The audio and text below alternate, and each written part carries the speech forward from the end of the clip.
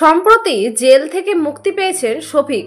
তবে তার মুক্তির খবর ছড়িয়ে পড়তেই গ্রামে দেখা যায় উত্তেজনা। ভিডিওতে দেখা যাচ্ছে কেউ একজন তাকে নিয়ে যাচ্ছে বাড়ির দিকে। মুখে হালকা হাসি থাকলেও চোখে একটা ভয় আর দ্বিধা স্পষ্ট। কিন্তু পরের চিত্র পাল্টে গেল একেবারে। গ্রামের মাঝখানে তাকে বসিয়ে রাখা হয়েছে। চারিদিকে লোকজন, কেউ প্রশ্ন করছে, কেউ চুপচাপ তাকিয়ে, কেউ বা আবার বলছে শুধু জেল খাটলে কি সব মাফ হয়ে যায়।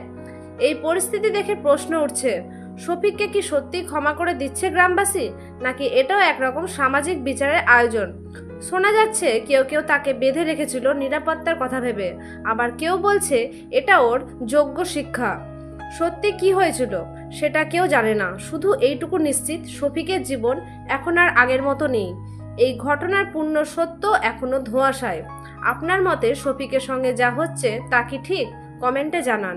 ভিডিওটি শেয়ার করে সত্য জানার অপেক্ষা করুন। ধন্যবাদ।